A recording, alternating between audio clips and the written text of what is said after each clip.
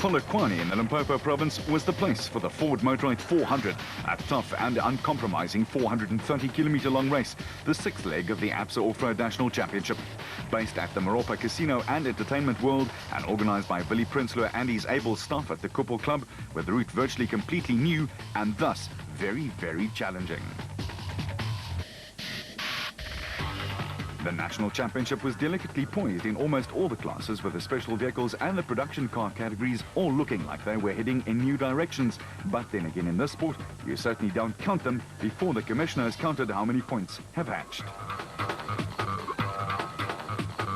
For sponsors Motorite, their entry to the sport, now almost 3 years old, has been a fairy tale. From winning a maiden national championship all the way to clinching the coveted title of Best Race of the Year. And the Motorite crew are a determined bunch. It's been fantastic. You know, we started sponsoring this event in 2005, which was the first year that we entered the off-road motorsport arena. I must say we've enjoyed it immensely, and in fact that year we won the event as for the best event of the year, and we want to win that event of the year title again this year. And they were going all out to achieve that, judging by the pre-race setup and the rah-rah surrounding the event. But what exactly does Motorite do? Well, Motorite is the largest independent administrator of vehicle warranties, mechanical breakdown insurance in essence, maintenance plans and service plans in South Africa. It's a very specialist industry. For the sponsors, everything was raring to go. For the Ford camp, there was apprehension, but they were holding out and praying for a win. Oh, I sincerely hope so. We say that every race, but it wasn't my favourite race last year because we battled with the marking and we just didn't have a great race. But we like a technical, hard race, so I believe it is going to be like it. The terrain certainly looks rough and tough, and I think Willie normally sets quite a tough event, so the tougher and longer the better for us. So yeah, to answer your question, I certainly hope so. So the Peter Maritzburg crew was set up and ready to try and unseat the Nissans, but then so was the Toyota camp. Yeah, the results at the moment are, you know, what's holding us down, and I think we're hoping that it's going to get together in the closing end of the season, and yeah, we're pushing hard to try and get some results for Toyota. Graniers had a win in his pocket twice, but then conspired to either roll or break the car. No wonder the mechanics were trying to keep the bright side up. For Nissan, well, they were as always on a roll. Duncan Foss had a stand-in navigator. Yeah, Ralphie's got overseas commitments, so Rich is back with me, but we had a good race, the previous race in Botswana, so it's not I'm quite happy with the situation. He's very good, he's very experienced, so I'm hoping to have a good run with him. You got a pretty good lead over Hannes and a very good lead over the first non-Nissan. What sort of tactic do you have under these circumstances?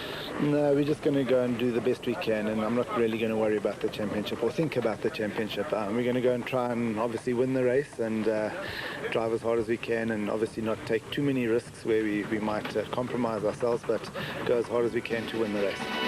Foss, who clinched the last 3 victories in the Northern Province, Botswana and the Eastern Cape, was raring to go, and with a massive 37 points lead over his stablemate Hannes Grobler, why not? In the special vehicle category, the father and son combination of Nick and Ryan Harper and the rather impressive-looking Atlas Copco Bat Spec 2 were also leading comfortably, but the pressure was on. It's a very important event. The pressure is on, but we're going to take it easy. We don't have to win this race. All we need is to gather points. So we've gone through the car with a fine-tooth comb, and all we can do is have fun from here on out. And the same went for Total Motorsport driver Shamir Varayawa, who was already doing so. Yeah, we've been knocking on the door for a win for a long time, and it has to open sometime, I guess. We've been doing quite good this year, and the last race we were leading the race. We had a power steering failure, so that dropped us back to 8th position.